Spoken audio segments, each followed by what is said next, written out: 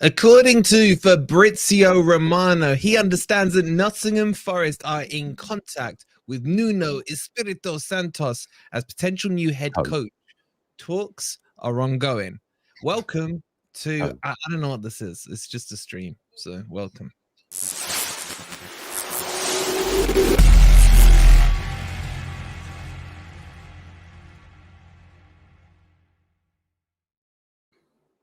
Oh, this would not be Nottingham Forest if things weren't crazy and moving at a rapid pace. Hope you guys are doing well in the chat.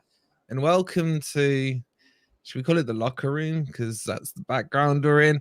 Hope you guys are well. And if you haven't heard the news, let's start there. So Romano has just tweeted what I just spoke out.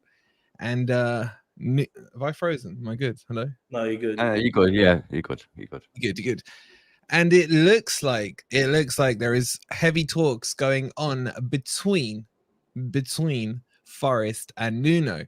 Now, this comes off the back and it's quite interesting because an hour before that, Glasner, who's also been heavily linked with Nottingham Forest, has now become the front runner for the Dortmund job. So is this a bit of gamesmanship from Marinakis? Does he want Glasner? Is he using Nuno as a pawn piece? We're all about to get under the bonnet of it all and discuss it. The rest of the boys are coming up soon as well. We're just gonna slap this together. And Crypto, how are you boys? Yeah, all good, thanks. All good. I know you're gonna get into this, but I want to hit everyone with one stat to begin with, because in the 10 minutes or so that it's broke, I've already seen loads and loads and loads of tweets saying that Nuno would be a downgrade. So I just want to start with one stat. Nuno's win percentage in the Premier League is 39%. Cooper's is 22. I thought it was 18. Yeah, I thought it was 18. Sky Sports. It's 22 according to Sky Sports. It's now 18. But anyway, it's pretty much double. So I mean, if it's 18, then yeah, it's more than double. Well, any guy that finished seventh twice in the Premier League is going to have a better win percentage, isn't he? I'm sure he won more than 2 games away from home in a season and a half. I might be wrong. I don't know. I've not checked that. I mean, I think I've won more games than that, but anyway. I just have to correct you, Wolfie. I just have to correct you. And I don't blame you for this because I've had to check, because I always get Santos and Santo mixed up. It's actually Santo, yeah. I always have to think, yeah, Santos or Santo. Do you know what you know what I didn't know until very recently? Do you know it's not Tottenham Hotspurs? It's Tottenham. Yeah, it's Tottenham Hotspur. Yeah, you know what? You said that the other day on the stream, and I nearly I'm so used to saying that. That's why I made the joke earlier. Marinakis should have made a decision in the spur of a moment, but nobody. That went over the head. Anyway, let's get into this chat. We got a poll there. Would you take Nuno? Yes is the top answer. No is the bottom answer. And get your thoughts in. It's going to be very interactive with you guys. So I want to kick off, guys, and just give a little background onto Nuno. For those in the chat who maybe don't know or do know, let's kind of give you the background of him. So obviously he's had we can glaze over his initial times at Rio Ave, or however it says. Then he was at Valencia, Porto. Then he went to Wolves in 2017. And if memory serves me correct, he got him promoted first time of asking with 4 or 5 games to spare. And then as champions, yep, correct. And then took Wolves to 7th place, which I think is only behind the great Frank Clark, who we will have on tomorrow night at 7 p.m. Don't miss out on that. I can't wait. Boyhood hero. Well, manager boyhood hero. Player boyhood hero down there? Maybe, we don't know. We'll find out tomorrow. Well, yeah, of course. He's a European Cup winner, mate. He's a European Cup winner. Exactly. Yeah, automatic hero. So anyway, so then Nuno took them to 7th and into Europe and finished 7th the next season and took him to the quarterfinals of the Europa Cup. I think that was in the COVID hit season, if memory serves me right. And then off the back of that, they parted ways in the summer because there was heavy links with him and Spurs during that time anyway. I think his contract was coming to an end and he ended up going to Spurs. Now, obviously, that was at the start of not last year, the year before. If I remember rightly, yeah, that's when he went to Spurs, and he started off very, very hot. In fact, and what was it? He won the first 3 or 4 games at Spurs. Yeah, yeah. I think they beat Man City in the first game at Spurs Stadium, didn't they? If I remember rightly. Yeah. Manager of the month. Yeah, won his first 3 games, I think. And then Spursism took over. Exactly. And then they lost to Man United quite heavily when Man U were really crap. I know they're still crap now. And then obviously they parted ways and Conte took over. He then he won his first 3 games. Yeah, absolutely. So, and then he took over at Al Ittihad in Saudi, where he's paid the heavy bucks. He won the league there, or was it the Super Cup? He won the Super Cup, sorry, there. And then after winning the title, which was their first one in 14 years, he went out in their equivalent of the Champions League, and that's when they parted ways. So that's the kind of historical background on him. Now, I have briefly spoken to Dave, our mate Dave, the diehard Wolves fan. I just said to him, he's going live, so he couldn't jump on with us. But I said to him, quick bullet point thoughts on Nuno. And his words were, you'd be very, very lucky to get him. He's like a messiah. Whether I heard that word messiah before. And then in terms of the languages he speaks, this is where it's quite interesting. Obviously, English, he speaks it fluently. But boys, Portuguese is obviously his mother tongue. Now, is that not a bonus point here, Crypto, with the likes of Murillo, Danilo, I forgot the rest. Felipe. Yeah. 100%. I mean, for me, the language barrier is probably only important in half time because you've only got 10 or 15 minutes and you need to make your point quite quickly. But that's arguably the most important time. If you've got to give people tactics, if you've got to tell people what to do, if you've got to have a go at someone or praise them, then you have literally about 10 minutes during the halftime team talk. So there's no time for interpreters there. You need to get it said, and people need to understand it. I know in training and prior to matches and after matches, obviously they can translate, etc. But there's no time for that at halftime. And we've seen it so many times this season. Nearly every match after halftime, we come out and play worse. Not every match. Arguably Wolves, we came out and played better, but something like that, it might have something to do with it, because if half the squad don't understand what Cooper's saying to them at half time, then there's going to be a bit of confusion in the dressing room. Yeah, just very quickly, there's a few questions coming here saying, is Cooper sacked? No, Cooper is not sacked, right? But the talk is Cooper out for Nuno in. So confirmation there, Cooper's not been relieved of his duties as of yet. It might just be worth saying, because I've seen a few comments in the chat. So this has been tweeted by Romano, who's arguably the most famous football journalist in the world, essentially. A lot of the big corporations like Sky Sports, etc., will actually base their news stories upon what this guy says. So if he's tweeting something like this, there'll be a lot of factual information behind it. Also, Ben, sorry, Crypto. Also, a lot of clubs do leak stuff to him so that they can get it out, so they could test the waters, etc. Agents as well. I watched a documentary actually about him on YouTube a few months ago, and this guy knows his stuff. So if anybody's going to leak something that's true, it would be him. And the other way of putting it is his record. He very rarely tweets out something that doesn't come to fruition. It's pretty safe in that respect, So it's not. He doesn't just take a chance like a lot of them do. Yeah, and the interesting thing is, it's the first time he's talked about the Forest management position at all. Mm-hmm. Let me just address a couple of points, and then we'll welcome Ez in. Brendan, the absolute legend, thanks so much for the £2. Don't be just getting my hopes up, bro. If your hopes are getting up, blame Romano, not FFTV today. Greg asking, why did he leave Wolves? It was coming to the end of his contract. Don't quote me on the contract length. I'm pretty sure it was that. But he had been linked for months with upgrading towards Spurs as well. And then Jay's saying here, he could have gone to Stoke a few days ago. Yeah, but Stoke were also trying to get Graham Potter. It's a bit like Man U fans thinking they can get Zinedine Zidane. Yeah, let's not kind of associate like that. Jimmy. It'd be a bad day for Jimmy if this happened. I'll tell you that much. Let's get into a few of your comments, and I want to bring Ez in on his thoughts here. How are the guys feeling? Let's bring up some comments. Is it confirmed? No, nothing's confirmed yet. Just to confirm to you, Max, nothing's confirmed yet. We're just literally breaking the news as it's coming. I will get into his formations and everything in just a second and the style of football he does. Jasper saying, giving me Mushi vibes, man. If it happens, Dennis may return, says Mohammed. I mean, there are options on that. And Maddie's saying he's a quality manager.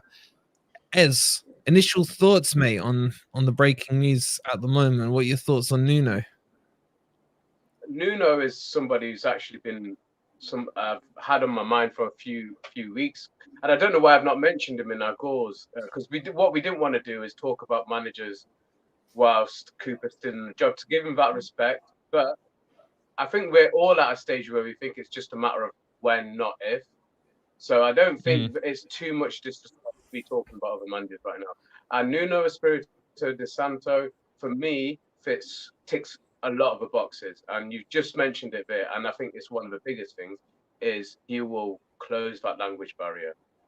There's definitely an issue with Cooper getting his ideas and his game plans and his tactics across to the majority of the players. There's no doubt about it, and he doesn't hide the fact. He says, I don't speak language, I don't speak more than 2 words of it. But if you're a manager in modern day football, you have to be cosmopolitan. You have to be, able to communicate with all types, or have a team around you that certainly can.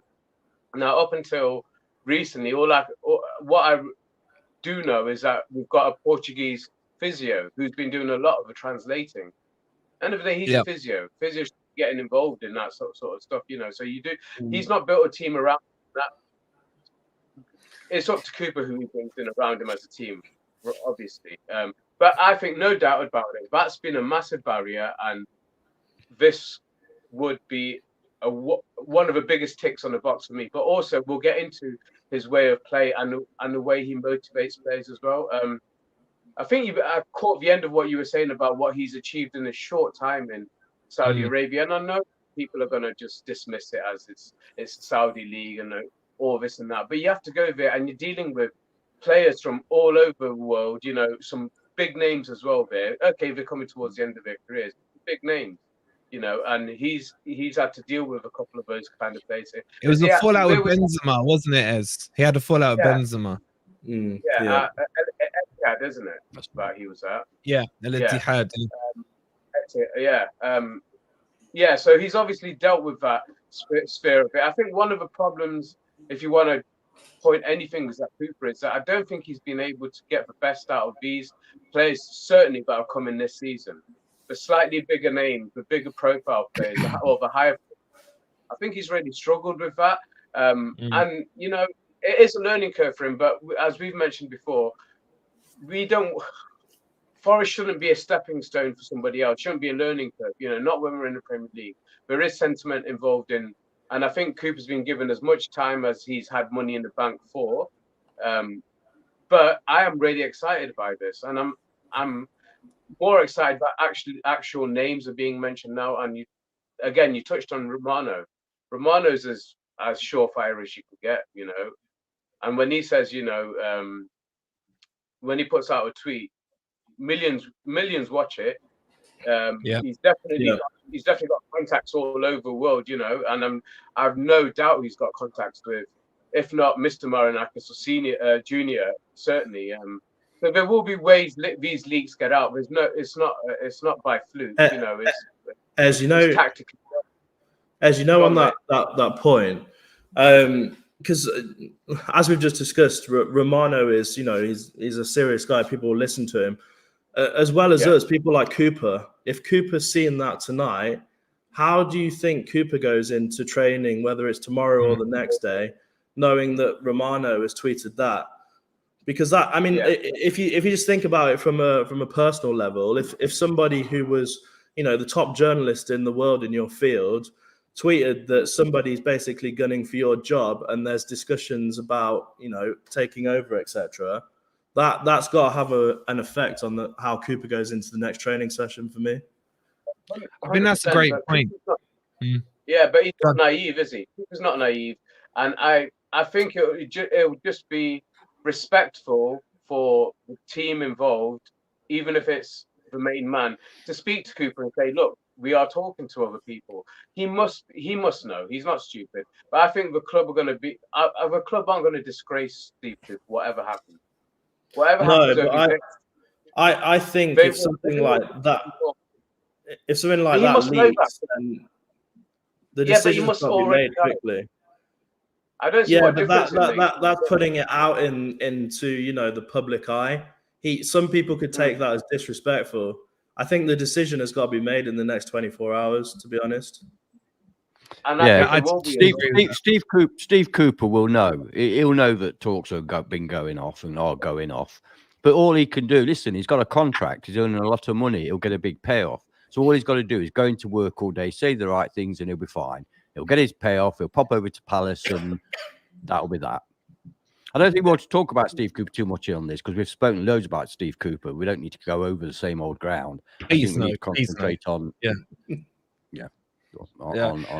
my view on Nuno is that I know that before he went to Tottenham, he was really, really highly rated, and people were shocked when he parted ways with Wolves, and they assumed he would go on to bigger and better things, and he did, but it didn't work out for him at Tottenham. But look what happened with Conte. Look what happened with Mourinho at Tottenham. It's not an easy place to go. I know they're doing brilliantly now under Postecoglou, but super managers like Conte and Mourinho, they couldn't make it work at Tottenham. So Nuno was sacked very early on. The fans never wanted him at Tottenham. That's the other thing. They didn't want him there. So he was kind of on a hide into nothing. A lot of power. So I think that the guy's record is good. Is good, and the fact that Wolves fans really rate him also is a plus point, in my opinion. Just before we jump, let me in. Just quick shout out to the legend Sharky, as always. Get in there, he says. Bye, Cooper, man. Thank you so much for the £2, bro. Lemmy, I want to get your opening thoughts on this, on Nuno, and then I do want if you can then elaborate that into the MGW debate as well, and how do you think that will help or hinder with Morgan Gibbs-White? Just before you do the poll at the moment in the chat, 240 of you have voted. 69% of you would take Nuno. 31% of you would say no. Interesting. I'll leave that poll open, you guys. Can I say? Sorry, mate. I was just going to say 249 have voted, but only 59 have clicked like. Come on, that's not fair, is it? Oh, please. I mean, I could go on YouTube and say, smash the likes. You know what you should be doing. Smash that blood. Yeah, do hit that like button. Evening to Lemmy and evening to Rob. How are you, boys? Oh, good. Fine, thank you. Good. Right. So let me give us your initial thoughts and we'll jump to Rob. When I first saw it, I was a bit surprised. It came completely out of left field. I think a lot of us were kind of expecting some of the other names that have been in the talking circles between Forest fans. Nothing really seriously had come out, and then all of a sudden this just came out of nowhere. And like you said a bit earlier on, is it a bit of speculation because of the news that came out of the Bundesliga and the links to going to Dortmund? Is that why all of a sudden they've dropped this to try and make Glasner make a bit of a impulse decision? Maybe he haven't got 2 feet yet into the Dortmund job, so now this is either putting his feet to the fire and saying you got to make a choice, because if you want to go the other way or sit on it, we're going to snap someone else up. So there probably is a little bit of gamesmanship in it. I think it is probably just trying to get some decisions or try and engage other fan interests so that they can kind of see what the response would be on social media. But there's been a lot of negativity on social media, but I'm struggling to see it. I obviously do understand it a little bit. I mean, if you look at this current record, Twitter.com, and then it should load up. Sorry, it's a bad joke. You said you were struggling to see it. Let me just give you a quick insight. Just you may already know it, but just before you joined, and for Rob as well, we said that so Nuno's win percentage in the Premier League was 39%, and Cooper's is either 18 or 22. We can't agree on it. It's 22. Yeah. Sorry, go on. You got interrupted left, right, and centre. Is that Premier League? Yeah, Premier League. Premier League. Yeah. Anyway, I want to know what Lemmy was going to say. So you were talking about social media. Go for it. Yeah, it was overwhelmingly negative, really. I think that's based off of pretty short-sighted opinions. Obviously, you had that Tottenham job and he didn't do great there. But again, they didn't really want him in, it seemed like at the time. So he only served, what was it, maybe less than 20 games, I think, as Tottenham manager. And then he spent a year out, not managing anyone. And then he's gone to Al Ittihad and just done over a year there. So it's going to be difficult. I think it wouldn't be my first choice now, even still. But is it an improvement? I'd have to say yes. I'd have to say it'd probably be difficult. There'd be would be going through probably an even worse teething process, trying to get him on board with a group of players who are still trying to get on board with the club itself. So that's going to be very difficult, but it's going to be difficult regardless of who we bring in. So we're going to have to pull the trigger sooner rather than later. Otherwise, we're only just going to start clicking into form with 2 games left to go. Interesting. Roberto, how are you, bro? Hello. Sorry I'm late. It's okay. I don't know if you fully caught up, but you got the gist. I caught up very quickly using the mobile internet. So my question about this is, I wonder why it's been leaked. Because, I mean, it's interesting because you were saying yesterday it's been radio silence from the club and on the media about this. Yeah. So now Fabrizio Romano, I consider to be quite a reliable source. You know, second only to the great John Percy himself. So, so this must have come from an official source at the club through back channels, right? And I don't know whether they're leaking it in order to sort of test the water with the fan base. It does look like a lot of the response on Twitter is pretty negative. Just seems that the Cooper in fans can be negative as well, just about other managers. So, I mean, just to be fair, it could be from an agent as opposed to some other club. Yeah, but I don't know. Fabrizio Romano's got to think about his own reputation, hasn't he? So it's like you were saying yesterday. People have had their fingers burnt before after the Leeds game last year, after the Leicester game, saying that he was going, saying that people were in talks, and then it never materialised. So. I don't know. I'm just interested in why it's been leaked. I think it has been leaked by the club. I don't know whether it's to put pressure on Cooper again, or maybe put pressure on the players again, or to at least look like they're doing something, or whether it really is a serious prospect. It's very difficult to see just from sort of like 25 words on Twitter. In terms of the guy himself, I think he's the sort of person that we should be talking to. I don't think it's a bad start. I mean, he's obviously out of a job now. He's left the Saudi league very recently. Yeah, I mean, you're going to be talking to people that are out of a job. I mean, if you're going to try and tempt someone away from a job where they're quite successful at the moment, you're going to have to give them a 4-year contract. And you know that's Forest all over. We keep giving people 4-year contracts and firing them after 6 months. You know, if you are going to put somebody in potentially as a stopgap till the end of the season, give them a 1-year contract, you know. So from that point of view, plus, you know, Portuguese speaker will go a long way in our club. So I'm not shocked by it and I'm not upset by it. And I'm reasonably positive about it because I think I'm getting more uncomfortable with the nothing being done, if you know what I mean, because I think that's not an option. The let's cover off his tactics. I'm trying to keep up with your messages in the chat. is going a little crazy on here. There's, I think, 500, over 500 of you in here. Please do hit that like. Make sure you are subscribed. Now, what I'm hearing is it's not coming from the club. So let me just throw some water on that fire.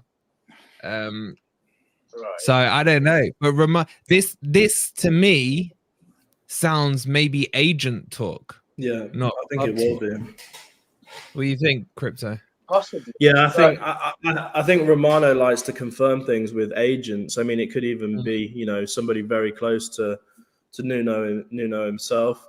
I don't think the club would purposely leak it, to be honest. I mean, I could be wrong, obviously, but I was saying just before you came on, Rob, I watched quite an in-depth documentary about Romano, and it was all about how he uses different agents around the world to confirm and collaborate stories. I think on his tactics, fortunately for us, you'll all be pleased that he plays low block.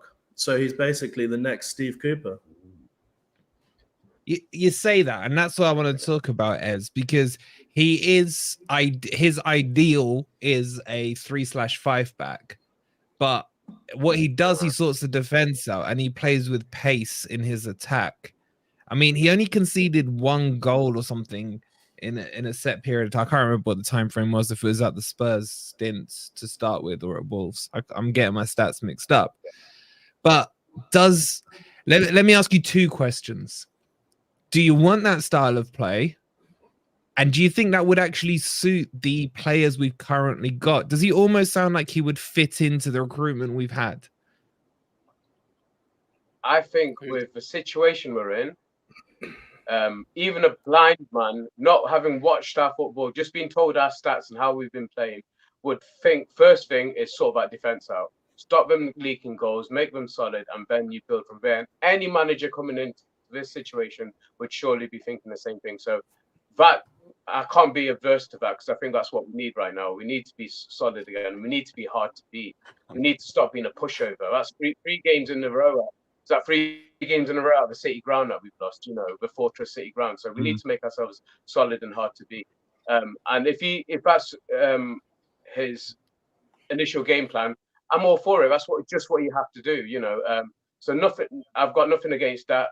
But I saw how his team played certainly when he had Wolves, and I think I just want to draw parallels with his Tottenham situation to what Potter faced when he went to Chelsea. Very similar situations, very similar. Not backlash from the players, but certainly they weren't on board with him. And the Spurs players and fans, unfortunately, weren't on board with Nuno. I think he should have been given more time, but that's by the by. I think he's for what we need right now. I think he is the right man, and I think the tactics will come. The players, I think we've kind of already been. I think he's going to have to do a lot of untraining in a way, unbrainwashing. The players need to come out of some sort of. We're not even a defensive team. If we're a defensive team, then we're solid, but we're not. We're just to sit back and let's hope for the best team. So I think he can organise that in a lot better fashion than I'm seeing at the moment. And I'm not having digs at Cooper, but obviously what he's tried this season, and he's tried more formations and player combinations than he's ever tried before, but just not working. So it needs a fresh set of eyes on it.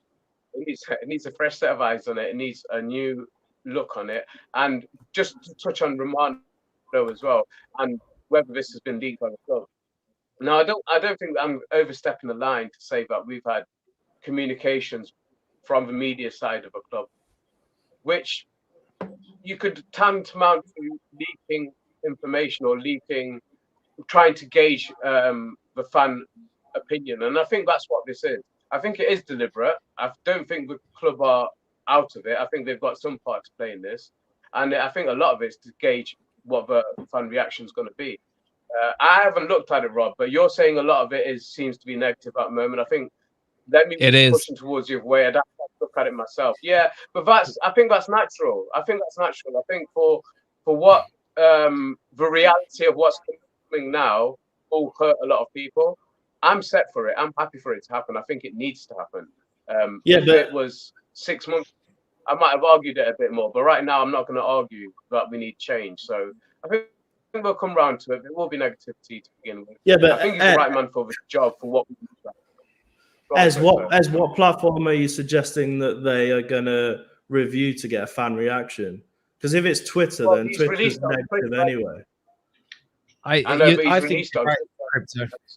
I mean, I've just made a Twitter today, and I'm already getting abused, and I haven't even said anything. I just posted a picture of my cat.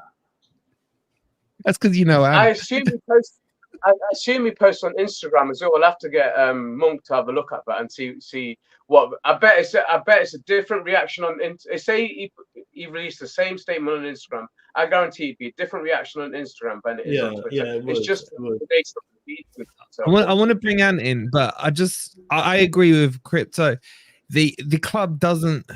The club is aware of what happens on social media and stuff, but they got better means of gauging fan opinion than just having a flick through a timeline, which is a lot of what the people are reacting to. I mean, I'm giving it the eye test on social media, is giving it a quick flick through.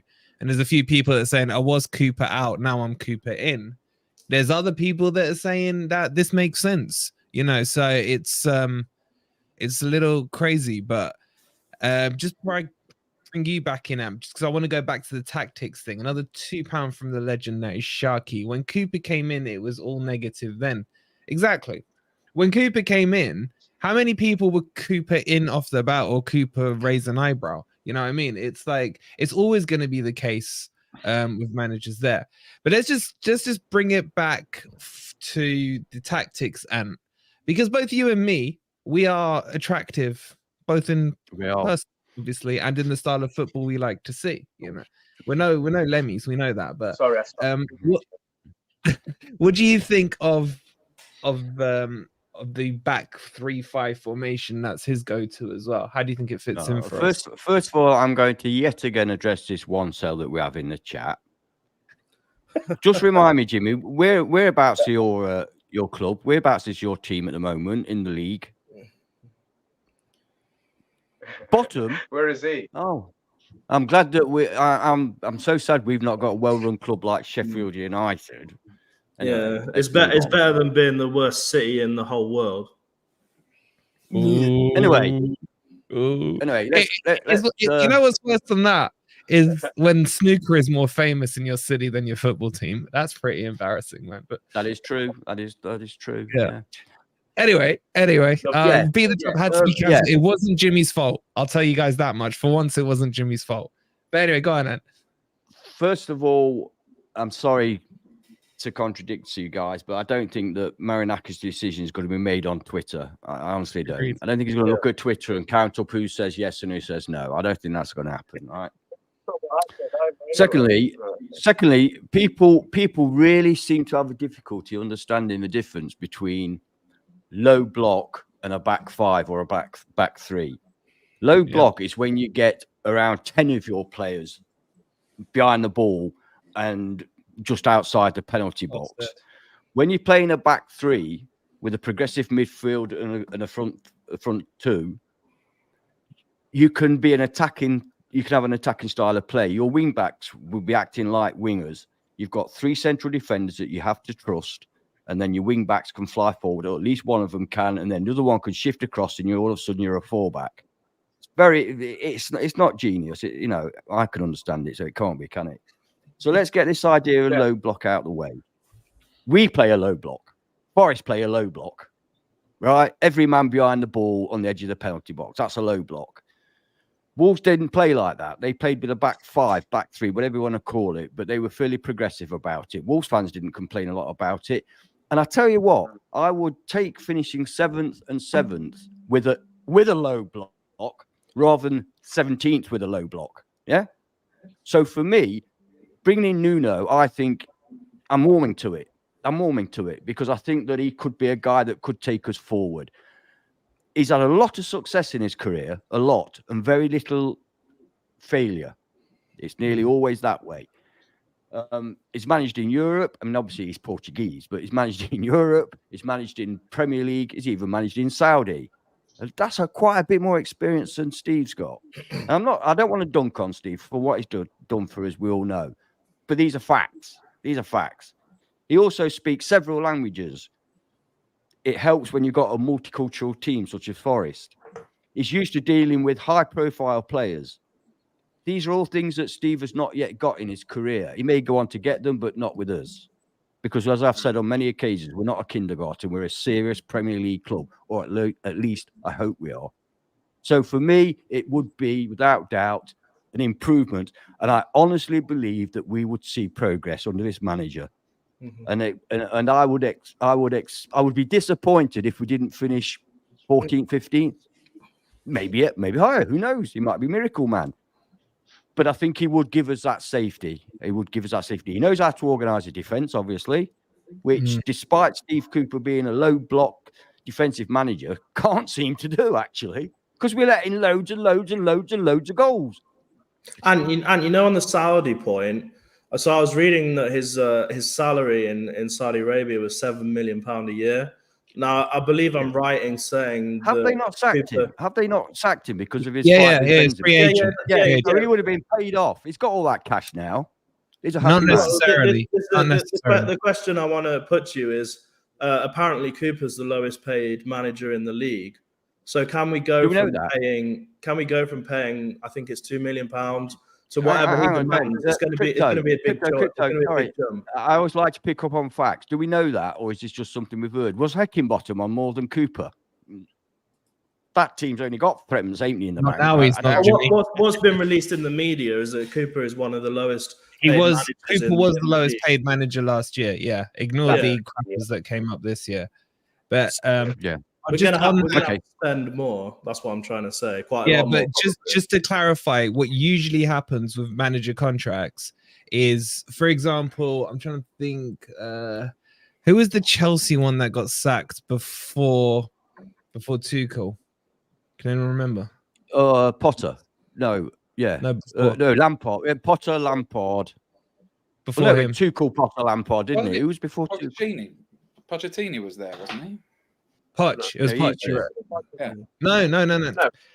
No. He is at Chelsea right now. No, the other one. The other guy. The other one, right? Here's what tends to happen. Was it Conte? Sorry. Anyway, the point I'm trying to make here is that with managers' severance package, it doesn't necessarily mean they get paid out the full remainder of their contract or a percentage. In fact, it's gone a stage beyond that because clubs are getting rinsed by switching managers so much. So what they do is a lot of them have agreements where they continue to pay them. Say they were on, let's say, 12 million a year, just for ease of maths. Yeah, they would carry on getting paid $1 million a month until they took a new job on, and then that cuts off the payment, right? So that tends to be the pattern a lot of manager contracts are on now. In terms of Crypto's point about Nuno being on 7 mil, he will still have had a big chunk of that, but he wants back in a top 5 league. That's Saudi. The point I'm trying to make, and that kind of emphasizes it, is even if the payment stopped from Saudi, it would be a big drop once he signs a Forest contract. Yeah, but he knows that.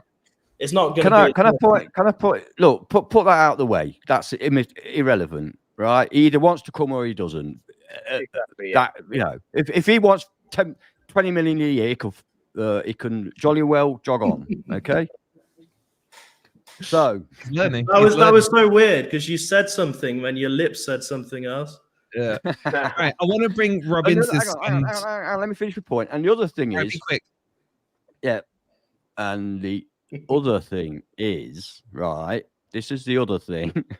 The other thing is, we're paying Chris Wood 90 grand a week. We're paying Shelby 60 grand a week. We're paying X player this grand a week. Isn't the manager probably the most important person in the club? Should we even care about how much we're paying him? Pay him whatever he needs to be paid, because we're paying all these shit players massive wages. Get rid of them and get a decent manager in on a decent salary. If you want the best, you pay. He didn't say the F word, but he said the S word. God. Anyway, just quickly, I want to bring Rob and Lemmy back into this. Ezra, you still with us? I think so. All right, good. All right, I just need to read out a couple of super chats as well. A big shout out to Harvey, who's still recovering. I think you had COVID, didn't you, Harvey? I hope you're feeling better, bro. Jordan with the 199. Thank you so much, bro. Hey boys, how you doing? One, how you doing? One, and hi, Ant. I think Ant has one actual fan these days. That's good to see. And Sharky saying, I give you all my pounds if it means Cooper goes. He's saying that to Marinakis. Thank you so much for the Avi. Now I kind of want to balance this because I'll be honest, he's not my number one choice. I'll kick this off with Rob first, right? Let's talk about the potential negatives here, Rob. Because is there a risk that sacking Cooper in the position we are and bringing in a Nuno who built a kind of almost project built Wolves, didn't he? Because he took him from the Championship into the Premier League, 2 seasons. Yes, he got him to 7th, but was able to sustain them. Is this maybe not his cup of tea, coming in for a relegation battle and then trying to build? Because it's not an instant project program, is it? He's going to have to stabilize, avoid relegation, and then build. So do you see any risks with that? Just for you answer that, thank you so much. The beautiful crazy cat lady with the 99p. What? Who banned? I think I've just barred Jimmy. You just banned Jimmy. Who banned Jimmy? Can I unbar him? Mods, can you unban Jimmy, please? Go on, Rob. Thoughts on that? Well, risk. If you'd asked me maybe 6 or 7 games ago, then I would have said it was more risky to get rid of Cooper. But now, after 1 point in the last 6 or 7 games, it's about a balance of risks, isn't it? I mean, generally, when teams make a change, they get a new manager bounce. We would be looking for the new manager to get something out of the players that we brought in this year, not necessarily be playing the ones that served them well in the past. Now, I mean, in terms of the rest of this season, can we now agree that this season is a write-off? And to me, only 2 things matter, and the second one is the same as the first: the stay up, but also stay up legally without breaching financial fair play. Because if we stay up but we do something irregular and then we end up getting a points deduction next year, then there's every chance that we might do that. So for me, as long as we stay up legally, I honestly now at this point do not care who is the manager or what the style of play is. Now, while you guys were talking, I've been doing some research. The rest of this season is now in 3 phases, right? We have got 3 games now before the African Cup of Nations start, okay? Which is, we know what those are. It's the Bournemouth, Newcastle away, and then home to Man U. Now, then, if you said to me now that a new manager would draw those 3 games, I would snap your hand off, right? Because that is probably the weakest moment for us. We then have to play 4 games during the African Cup of Nations. So the AFCON kicks off around about the 10th of January, and the final is on the 11th of Feb. So obviously, if our players are not playing in the knockouts, they might come back before that. But during the AFCON itself, you've got away at Bournemouth, home to Newcastle, home to West Ham, and away at Villa. We kind of need 6 or 7 points from those games, right? Then after that, you've got 14 games before the end of the season. I would look at this right now that we are in a crisis. And frankly, from the evidence I've seen, I don't see that we're going to get necessarily any different results over those three games and then the 4 games of the AFCON. So it's almost like if you stick with Cooper now, you're basically saying we don't expect much out of those 7 games. We're going to continue doing the same as we have done in the past 7 games. Hopefully we bring someone in the window. Hopefully a 1 year's fit after that. And then we've got those 14 games until the end of the season to turn things round. I would rather get something out of the next 7 games. And if that's come through new manager bounce, I don't care who the manager is, and I don't care what style of play. I'm beyond that now. I'm genuinely worried about relegation. Wait, Rob, can we clarify? He's not Cooper in anymore. Look, if it was Cooper that kept us up, that would be my first choice. But what I'm saying is, as I said at the start, if you asked me 6 or 7 games ago, I would have said that the risks it was more risky to abandon Cooper. We've now got more evidence, haven't we? We've now got more evidence. Out of the last 6 or 7 games, I would say one decent performance, which was Wolves away. I know you don't think it was a great performance. I think it was a very good performance. But politician. But I don't know. You've asked about the risk. I think there's a risk of do nothing. And I think the risk of do nothing is basically that we get no points from the next 7 games. Because it's bleak. 3 games before the window opens, 4 games during the AFCON. I don't know who we're going to get to come and get us out of that. Bamidele, maybe. I've got to say, Rob, it sounds like you've lost the understanding of the city. But I don't know. Gunners. No, I was going to say I admire his honesty. I admire his honesty. It's not with. I'm not sure I know what the answer was, though. It sounded like a politician. Can I just answer? Can I just reply to this? I've heard a lot of this. If Taiwo was here, we'd be mid-table all that a lot. Taiwo's got. I've said this before. Taiwo's got nothing to do with the defense. If you've not got a very good attack, then at least defend well. We're not defending well, so the problem is at the back. That's where our problem is. We're not defending well because we have to spend all of our time sat in our own half. If we had some attackers up the field, there wouldn't be so much pressure. Hence, Ez's brilliant point the other day about Jamie Vardy, which I 100% agree with Ez. Let's not go down that road. Let's bring Lemmy and Ez in on that. Same kind of point to you, Lemmy. Do you see a situation where changing Cooper could still result in relegation? Do you worry about that? Well, yeah, it's always going to be a worry because we've let ourselves sleepwalk into the position we're in now. I feel like as soon as that Villa game happened, we were being lambasted for wanting Cooper out, weren't we? At that point, it was by everyone all of a sudden teaming up on us, saying, "Well, I don't know what you're thinking. He's just pulled this team together, and now they're all playing together as 11 players, and we're going to fly up the league." And then we've just been going game by game, just never looking like any real chance to win a game, even most of the times not even be doing well to try and hold on to a draw in a game. And we've ended up in the position we're in now. And I think the point that Rob was making is bang on. And it's not so much splitting it up into the 3 phases in terms of pre-AFCON, during AFCON and post. It's pre-transfer window that I'm feeling that's why we have to pull the trigger. We have to get someone in now who can have 3 games and assess exactly what we've got, and then he's got a month to say, right, this is who I need. I need a striker, I need a goalkeeper, and I need one other player of a high standing, and this is who I'm going to get. He has to have that. Am I right in saying that George Mendes is his agent as well? Because I think he is, and if that's so, he's a handy man to have on board. He built that Wolves team. George Mendes and Nuno built that Wolves team that came 7th twice. So that could be a little bonus. But I mean, the thing about like I've seen a lot of things going on about the negative football that Nuno plays, and he plays 3-back or a 5-back.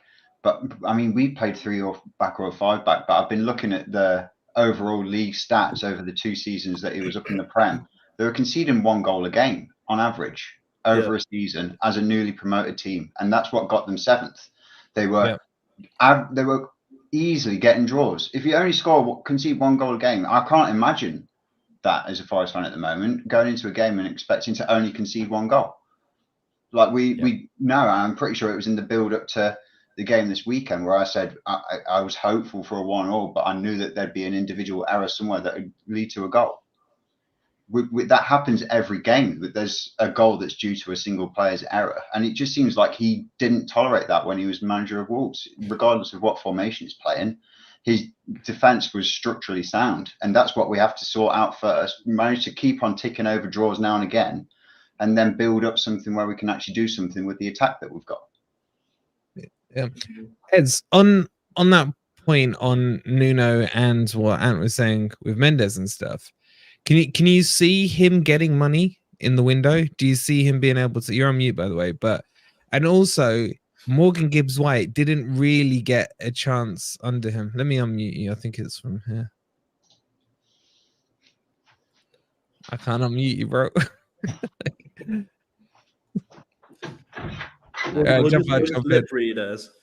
It's good thing it's on video. At least we can lip read you. I can't control it your end. But yeah, just while Ez is coming back in, because I want him to respond to that question, just a quick reminder, please do hit that like button if you haven't already. It's free to do. Subscribe if you're new to Forest Fan TV. Rory, you can unsubscribe if you want, bro. I mean, no one's got a gun to your head. It's okay. You lot making no points. I'm unsubscribing. Thank you. Appreciate you stopping in anyway. I just want to get into some of the messages. Jeff's saying, question for Wolfie, how are you going to feel next season with the Vardy twin in the Prem and us in the Championship? Bro, the season hasn't played out yet. Yeah, I'm in delusion or disbelief or disregarding the fact that I think Forest can go down. I'm still relying on our boy here, Jimmy, to make that dream a reality for us. I think they're dead in the water. But you want me to ban you again? Huh? He's unbanned. It's good to you want see. me to Welcome ban you back. again? Welcome back, Jimmy. So yeah, Pat's asking for him to be banned. But you know, I think that there is always a risk with the manager change. But I do look at some of those players, and here he is back on time. Fantastic. I do look at some of the players that Nuno had in that team. I think of Neves, Podence, who's obviously now in Olympiacos. Could he end up coming back across to Forest? You know, because there's that connection there. He's still all right. I think he's like 28 years old at the moment. Good player. And yeah, and it was, you know, I used to meme on my walls, mate. You're just turning into Portugal FC. And Portugal are doing, you know, got a good crop of players coming up. So we could see an influx in Portuguese Brazilians. And to me, there's a lot of things that may make sense to this. But yeah, as on that point, did you hear the question I asked you while you were struggling? Yeah. Good, because I can't remember what it was. Mendes and Espírito Santo links. That was a definite game plan by Wolves from their hierarchy all the way down to obviously to the management to bring have that system. And they've obviously got players like Diogo Jota, Ruben Neves, Moutinho, who's still there. I think they had the goalkeeper as well, didn't they? So yeah, that was definitely a game plan by them, and it worked very successfully. They stormed through the championship and comfortably stayed in the Premier League. You know, they weren't under any relegation danger from what I can remember. So yeah, there's definitely a game plan there, and Mendes is a huge name in the agency market, trying to get these bigger name players. Recruitment is going to have to be key, whichever manager comes in, and there's going to have to be certain assurances for that manager from Mr. Marinakis. And we talk about, right, okay, trying to stay within FFP, but you need to stay in the Premier League for that to be effective. So whatever the game plan is for FFP, we need to stay in the Premier League. So even if it means risking it slightly, I think there has to be funds available. No, I can't imagine any new manager wanting to come in with this particular project with no funds available. So there will be funds made available. How they're made available, I don't know. And it's not my business to know. The club will sort that out, but that will be the case. And I do like the fact that there are strong links to Mendes involved in that. There's definitely talent out there. And even if you're not just looking in Portugal in particular, looking in South America, obviously we've got Brazilian stars, and we're linked with another Brazilian star to come in the January window anyway. I think it bodes well, and I think it's really important that we do have a look at that structure in terms of making sure that it's all aligned. Because at the moment, we've discussed so many times: did Cooper bring this player in, or was it dumped on him? How much involvement has Cooper got in recruitment? But I think we've got a much more streamlined objection where you've got the manager, the agent, everybody else on board. I think it just makes for a better recruitment process, personally. Whether it'll bear out, I don't know. But yeah, I'd expect that he'll be given funds and he will bring in players in once he's assessed what the squad is, considering if he gets the job, obviously. I don't know, but there is obviously strong links. Yeah.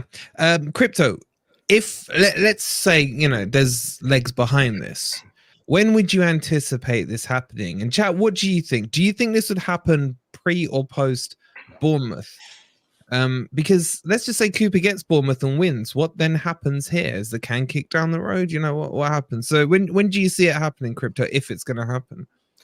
I think if it's going to happen, it's got to happen in the next 24 hours. I don't think realistically, Cooper can start leading training sessions if it's probably going to happen. I don't think that's fair. I think we'd probably definitely lose another 3 points against Bournemouth, even if we will anyway. If Cooper's going into that match with the thought that there's kind of no point and he knows he's going, then that's not going to be good for anyone. So if this is as serious as it sounds, which it probably is if it's come from Romano, then it's got to happen for me in the next 24 hours, sooner rather than later. Really, I don't think it's fair on Cooper to drag it out if it's such a serious rumor, and I don't think it will benefit the players. Don't think it will benefit the team.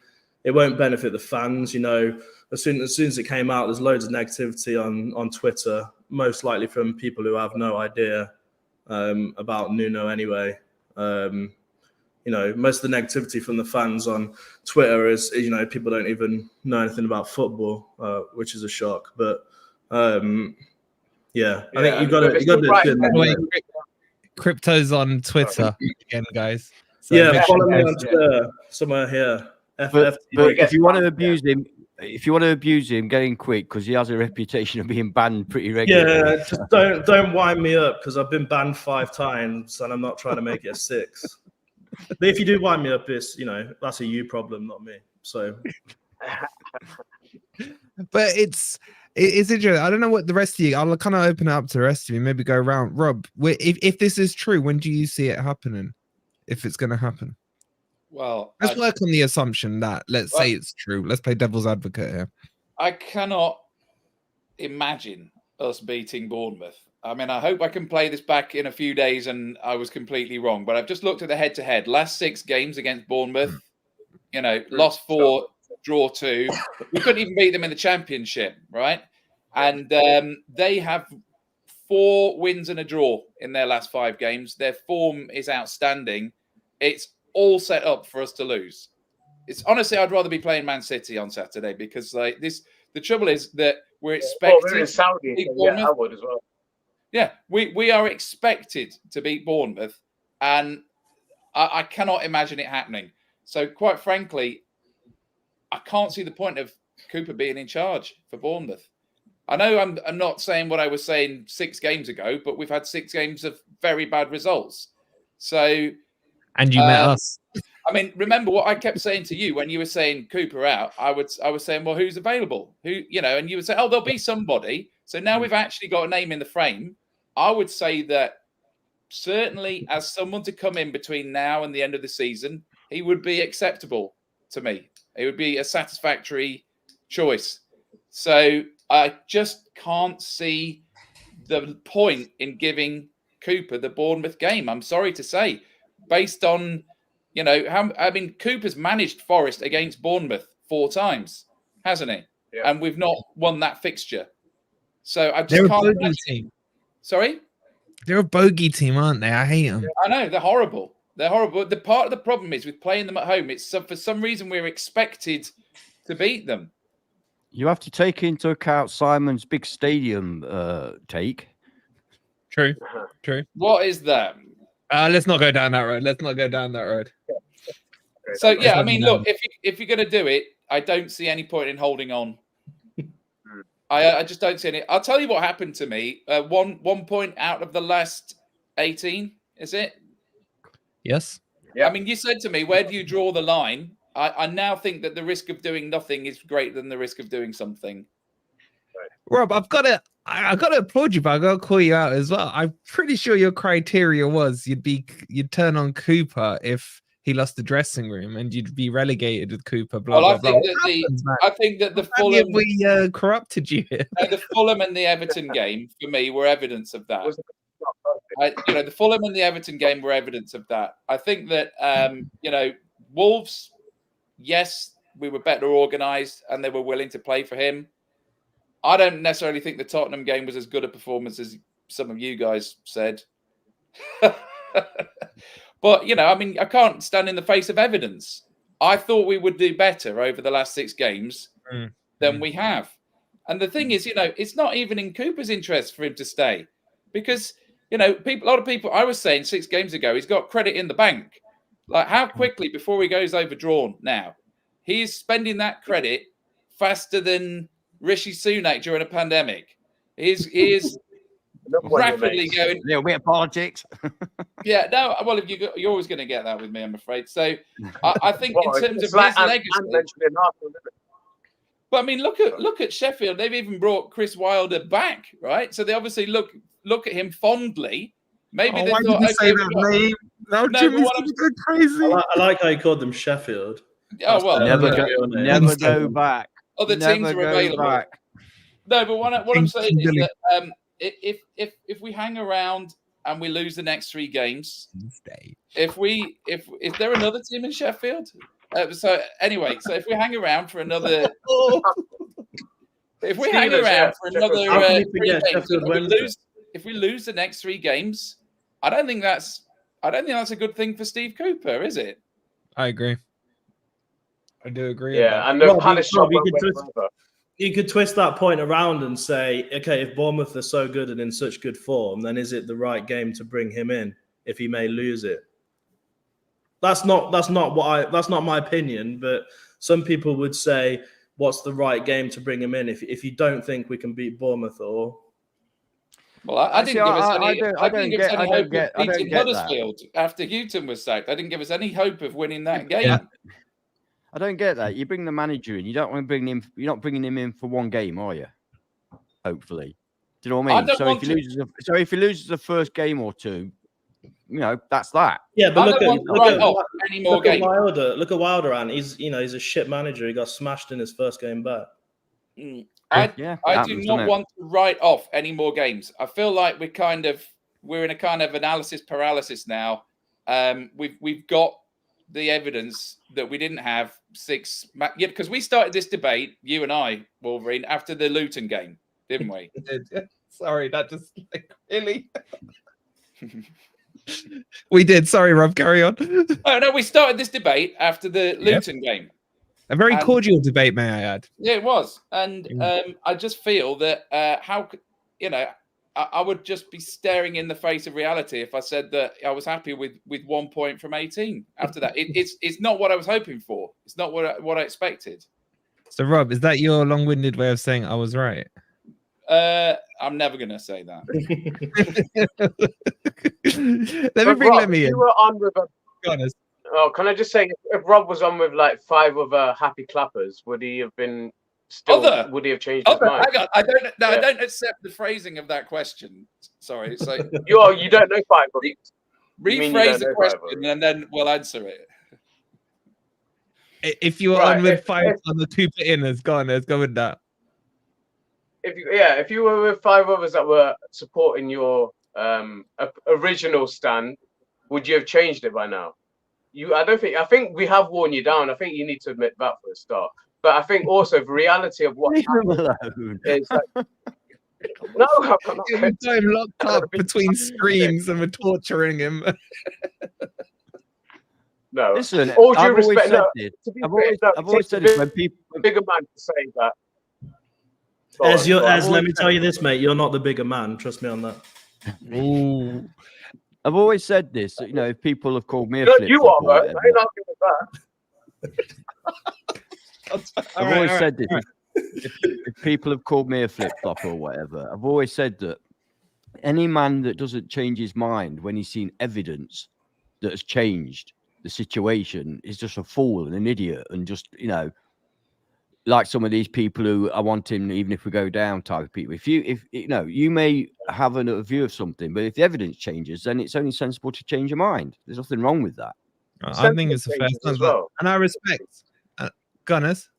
I was saying the sentiment changes as well because it's not about keeping Cooper; it's about Forest staying up. And I think Rob's already said that. That's his. I'm not going back to the championship game plan. I refuse to go back to the championship. Too much of my short life has been spent in the championship. Absolutely not. Yeah. That must not happen. For the likes of Sheffield, isn't it? I'm not spending the rest of the season looking over my back. But I want to bring Lemmy in because I'm going to forget my question. Right? Lemmy, who's always patiently. How are you, buddy? How are you? I love having you on because I'm just going to wait 5 seconds to make sure nobody else has got a quick anecdote or a chime in that they want to just throw out. It'll be a super chat, mate. It'll be super chat. I can then participate. Yeah, there's a super chat. All right, don't worry. All right, I'll keep an eye on the mob, mate. No worries. So, Joe, when's the right time to bring a new manager in? Okay, that's kind of my question to you, because as Ben was saying there, you got the 3 matches. People are saying it's too hard for them to come in, but then in January we got Brentford and then Arsenal and an FA Cup match. When, in your opinion, is a right time to bring the manager in? Forget the run that we're on and how dire it's been. Just logically, using Lemmy logic, I like that phrase. How would you see a manager fitting in? When would be the right time? Well, after tonight's posts on Twitter, I think the catalyst is kind of being kicked off now. It has to be done now. A statement has to be made. We have to put a stake in the ground. You can't have like well-renowned journalists substantiating claims that Cooper's on his way out and we've found someone to be coming in, and then just sit on it and say nothing again up until like the day before the Bournemouth game. So they have to say something tonight. Not tonight, probably tomorrow. I think something has to be said,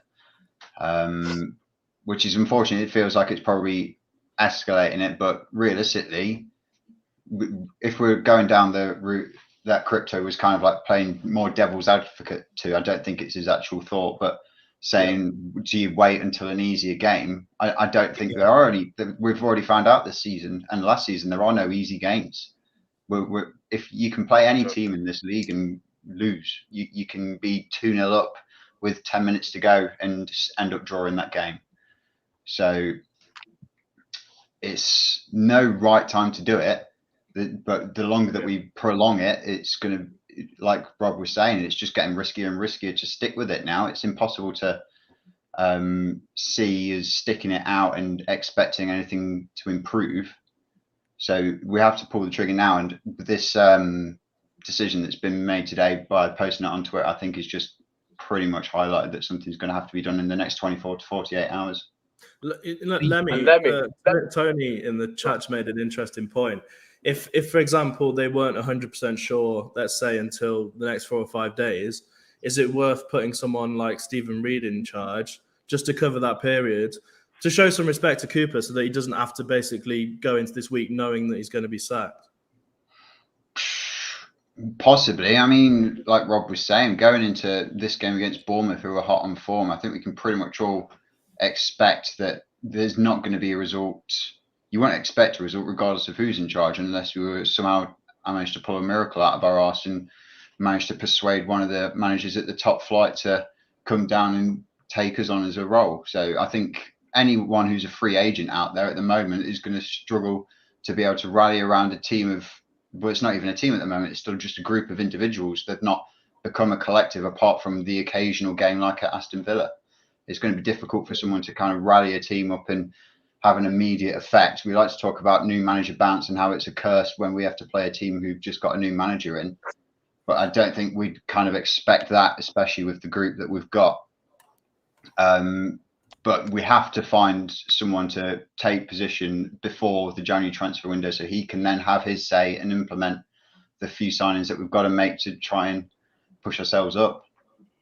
Is everyone in the chat in agreement with that? Do they feel that the new manager should get the whole of the window? Because we did a video today on the channel where the rumors were that Cooper was going to be given until the end of December. And by the time a manager comes in and the window's pretty much closed, you know? So I think I agree with what Lemmy's saying in terms of the change needs to be now to then let him build in. But then the question that surely needs to follow off the back of that is does the expectations then change if we have a new manager? It does for me. With a new manager coming in the situation we're in, with what he's got to work with, and change of mentality he has to bring to the club again as well. Staying up, 17th is fine for me. With a new manager, 17th is fine for me. My expectations wouldn't be any much higher than that. and I don't know if I speak for a lot of the fans to say the same thing. If you're bringing a new manager in this situation, you can't expect him to get you into the top half, but you can't expect him to keep you up. So that's all I'm expecting from Emery did though, Emery did. Yeah, I know, absolutely. But I'm saying I'm gonna on this one with a new manager, I am gonna lower my expectations. I'm gonna lower my expectations on this one. I'm happy for us to stay up and see progression and see these new players that we've already bought in this season start integrating into this club. But some of them, rightly or wrongly. Rightly or wrongly. I gotta say I disagree with you guys about Bournemouth. Bournemouth finished, what was it, a point ahead of us last season.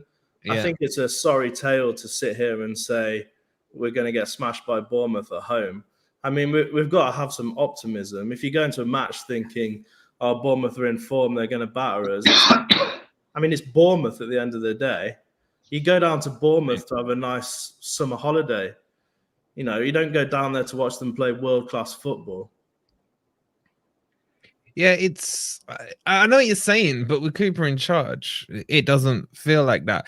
Chat, put in the chat where if we got a new manager in tomorrow, what position would you be happy with? And I really want to ask you this because I think you kind of been on a similar time frame with similar thought process, with me. That Forest squad is probably 11th or 12th in the league, around there, on paper. Would your expectations still want to match that, or would you be like Ez and be like 17th would be fine? I think it's a bit tricky, isn't it? Because I do believe that it's a mid-table-ish squad that we've acquired, but that was at the beginning of the season. We're now at the beginning of the season. Everybody had 0 points. We're now very nearly halfway through the season, and we're behind the teams that are mid-table. So let's take, I'm trying to think of I don't know, Brentford. How many points are Brentford above us now? Whatever they are, if they're 6 points above us, I don't know. I can't recall. I don't look at the table very often these days. They're in 19. They're on 19 points. 5 points. Yeah, 5 points above us. So now we're starting the season 5 points behind Brentford. Do you understand what I'm saying? So the expectation at the beginning of the season is we would finish above Brentford. If you start now, we've got to catch up 5 points before we even get on par with them. So yes, the expectations, because of the way the season's gone, do have to change. So therefore, I would now be satisfied with 15th. Probably is the lowest. I would say okay, fair enough. All this 17th business, I wouldn't be satisfied. Surely we just want to survive now. We're nearly halfway through the season. No. That may be good for you, mate. It's not good for me. Then that's fair enough. That's fair. My expectations are mine, yours are yours. So, it's not an argument. There's not an argument to be had. It's all down to what your thoughts, opinions, and expectations are. And with this squad, with a good manager, I believe that we should still be able to get up to at least 15th. Because you're talking about going above teams like Palace and that. Well, come on. We should be able to do that, even from where we're starting off now.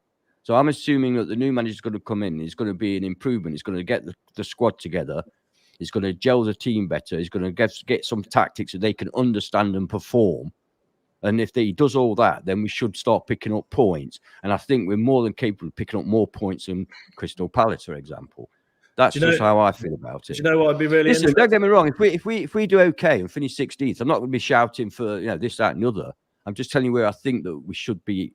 In my opinion, we should be comfortable aiming for. Can you imagine? I think I'm being quite, sorry about this, Rob, conservative on that.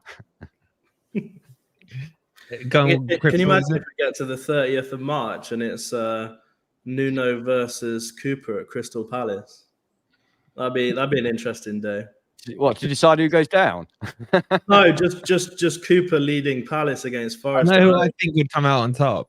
Cooper probably win. Rob, let me slightly twist the question. You won't answer it as well, but I want to add this to you with probably the most pro Cooper hat on the panel tonight, I think, right? There's a lot in the chat saying 17th. Literally, most of the chat is saying 17th. And apart from Laurie, I mean, she's nearly as crazy as I am. But is there slight, and someone did mention it in the comments slightly earlier, if suddenly everyone's going to lower their expectations down to 17th, is that fair on Cooper? Where some of these guys in the chat, you know, person X in the chat is now saying 17th, who was maybe saying 13th 3 weeks ago.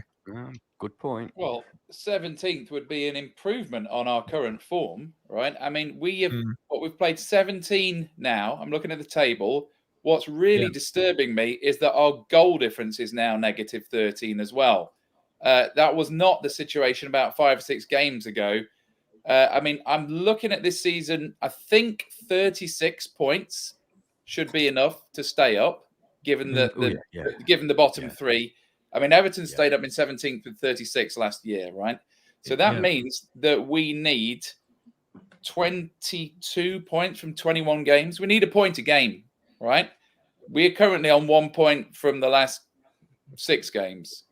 So I don't think it's double standards.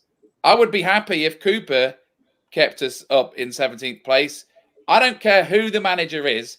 I only care about one thing, which is that we don't go back to the Championship and we don't incur an FFP points deduction next season for basically cheating with a load of Olympiacos loans or whatever. I mean, the thing you've got to watch very carefully now is we are seeing a new phenomenon, which is relegated teams suing other clubs, right? Yeah. So there's this lawsuit with Everton. There's this other lawsuit with Derby as well.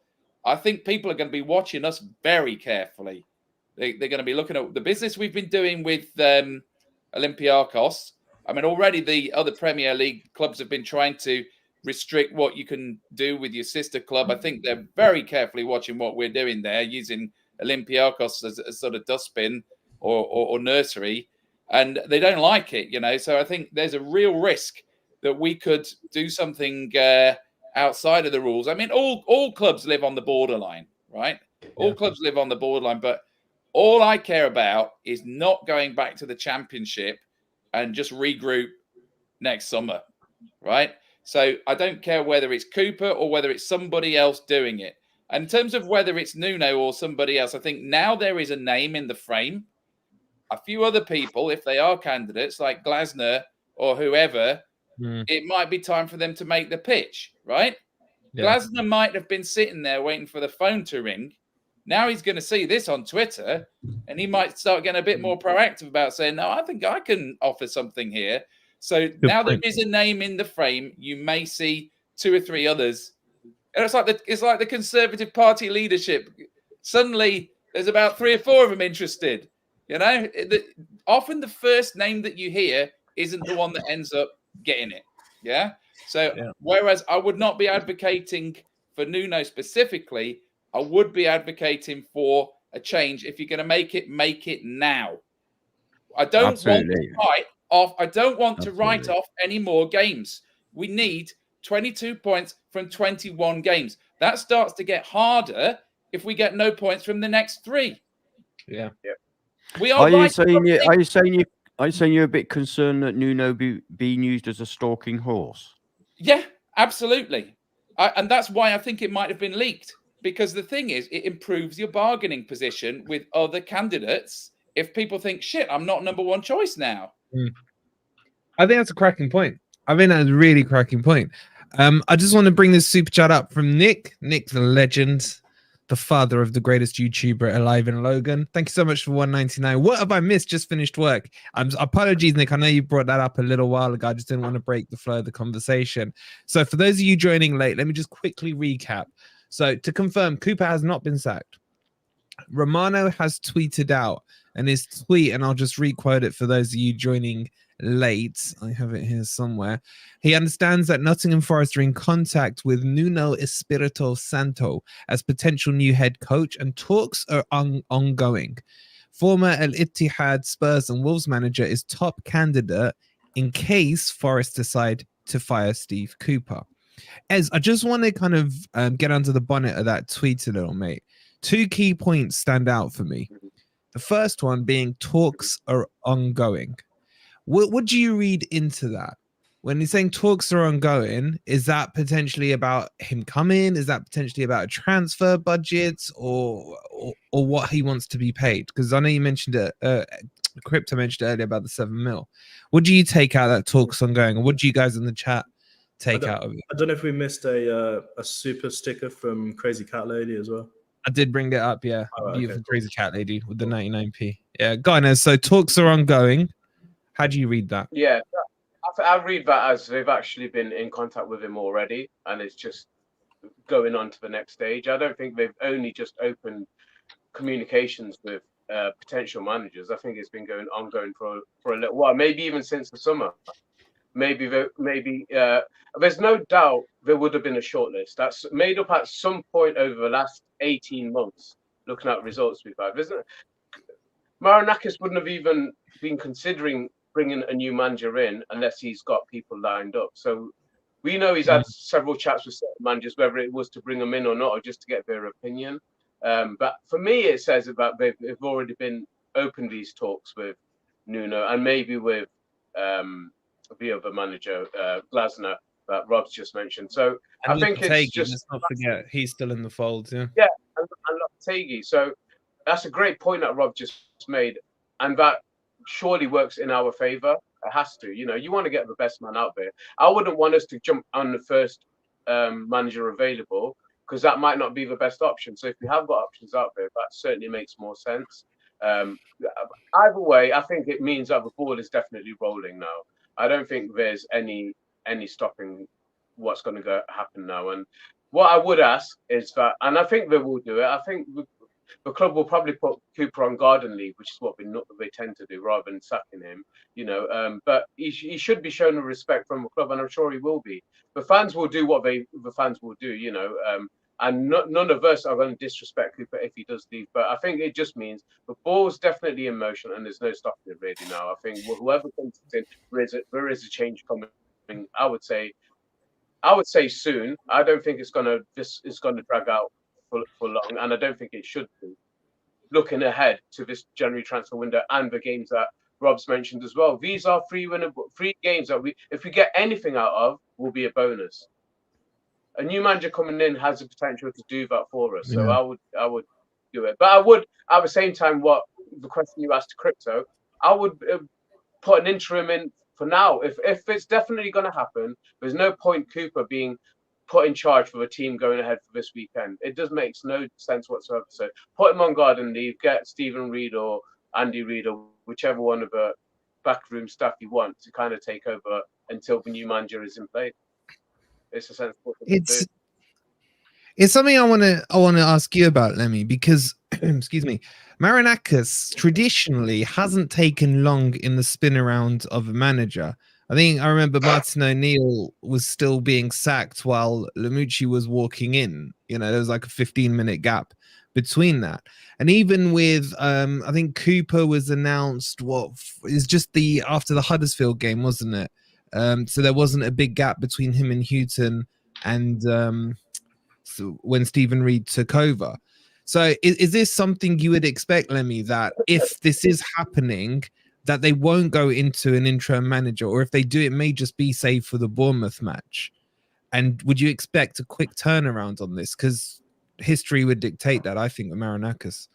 Yeah, I think it would be a quick turnaround. Whether we have an interim manager, I can't see it being over a long period of time, because we need, again, I hate to keep bringing it up, but with the importance that we've got of this January transfer window, we have to have someone who's at least managed to try and set up a team the way that he wants to play, and then realize what he's got and where he has to try and improve to play this way that he's going to want to play for the rest of the season. We can't be making that decision too late down the line and then only got maybe 1 week to try and bring in a couple of players that we're going to need. So we have to pull that trigger pretty quickly. If there is a turnaround period, it can't be longer than one game, in my opinion. Yeah, and yeah, I can't see it with all the talk going on. It just feels like it is going to happen, mate. And speaking of managers, don't forget, tomorrow night at 7 o'clock, we will have the great Frank Clark, an evening with Frank Clark here, and he'll be answering your questions on all things Forest. We can actually take a break from the pain of current Forest and reflect back on yesteryear, the good old days. And don't ask him about Steve Cooper, because you know he's not here for that. All right, well, maybe he'll want to talk about Steve Cooper. We don't know yet. He won't. Oh, you and Frankie best mates, are you know? Yeah. No, my brother is. But yeah, we'll have him on at 7 o'clock tomorrow night. Really for reminiscing about the good old days. So make sure you join us from that. Right. There's 600 of you in here. Thank you for chilling with us. I don't know how we've gone an hour and a half. Can I just make a quick point? Sorry to interrupt you.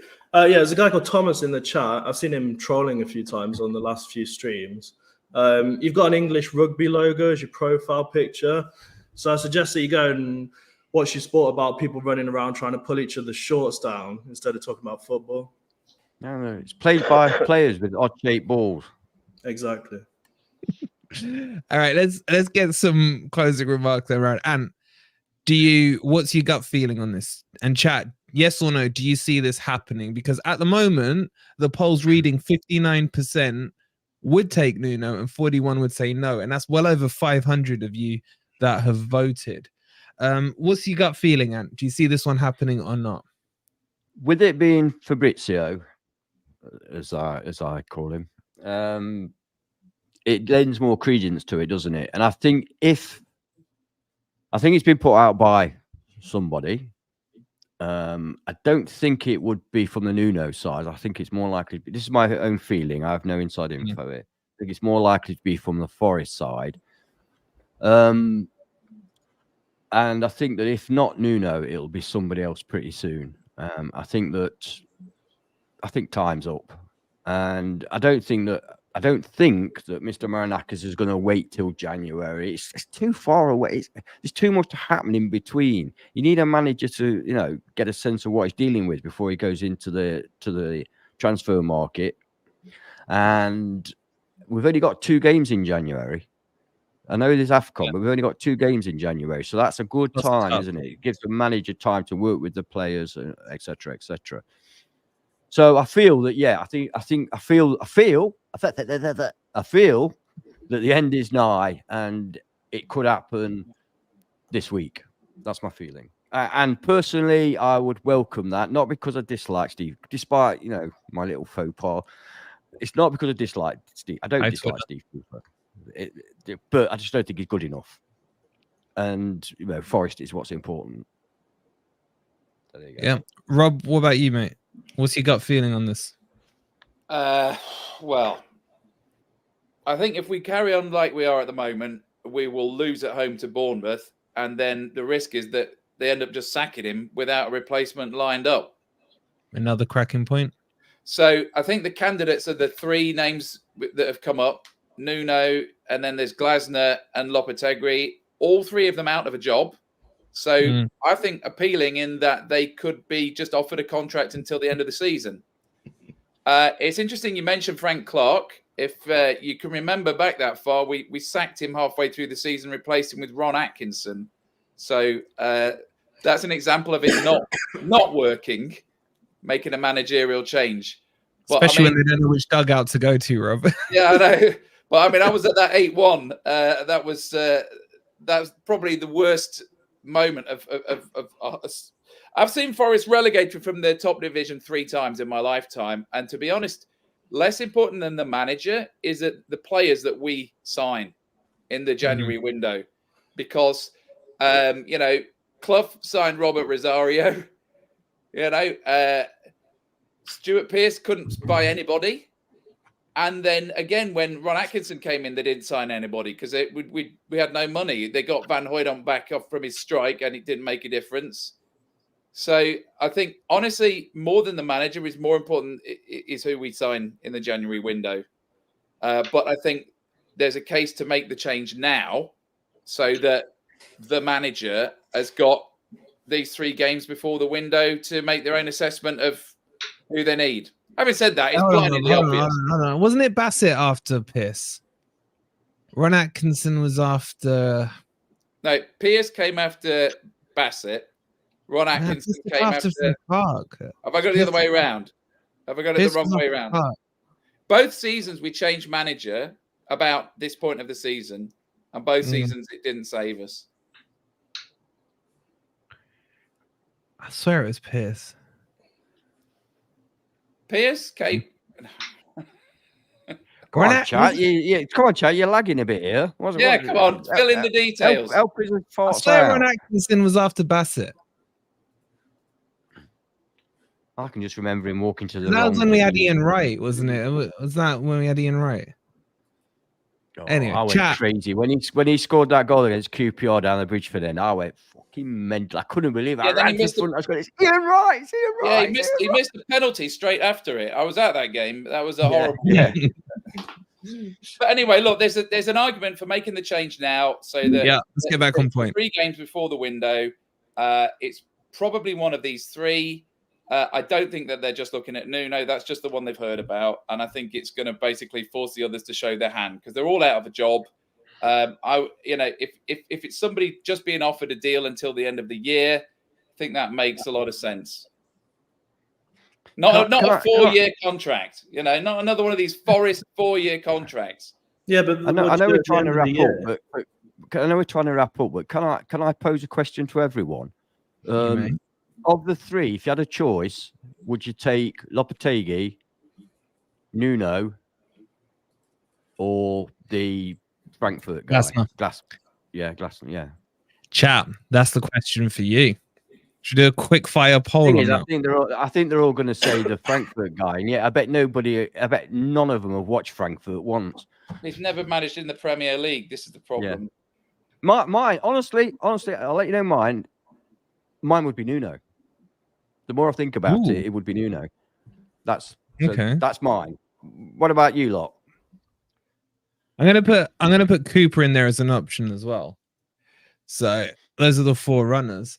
Go on, Ben. Sorry, who would you take out of those? Either Lopetegui or Nuno. Maybe Lopetegui, just to say something different to Ant. It definitely wouldn't be Cooper. I've said all along, I give it to Stephen Reed.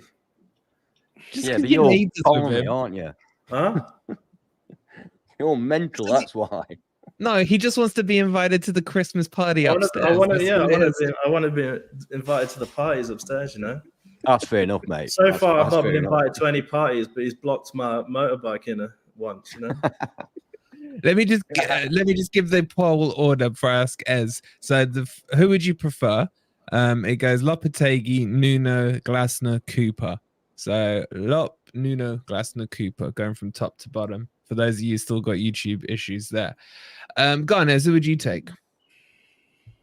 Well, I like the sound of Lopetegui, but I think that Lopetegui comes with a lot of excess baggage as well.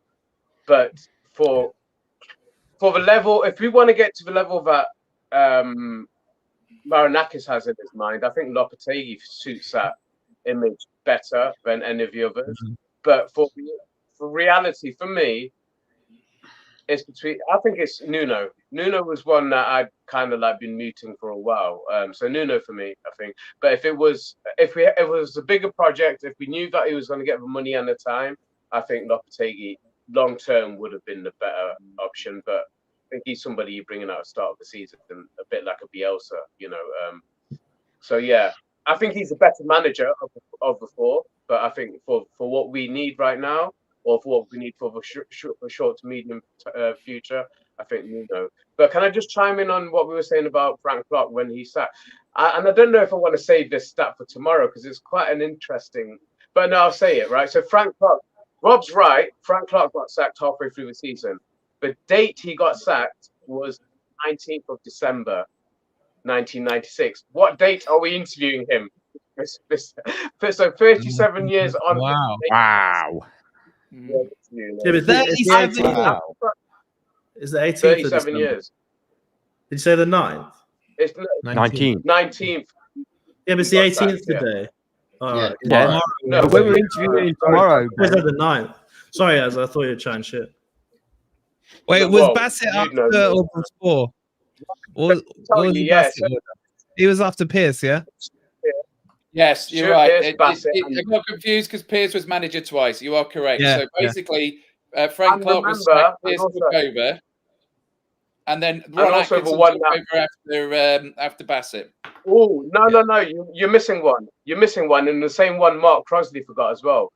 Mickey Adams. Blue Eyes. Mickey Adams. Mickey Adams before Ron Atkinson, then Ron Atkinson to David Platt. Yeah. Even Crosley forgot him. But he said, oh, yeah, he was there for a bit. Literally had 2 or 3 games. But he was interim manager. Anyway, so I thought that was a spooky stat for tomorrow. Freaky. Lemmy. Hello. Option 1, 2, 3, or 4. Yeah, I'm going with Lopetegui as my preferred option, just because of more recent Premier League experience is kind of one of the key factors, especially the job that he did with Wolves last season, because they were in real dire straits last year, and he kind of pulled them out of a bit of a hole. And that's exactly what we need right now. So in terms of looking very short-termism, I'd say Lopetegui. I can see the arguments for and against all of them, and I can still see a couple of arguments for Cooper. Let's see what the chat is saying.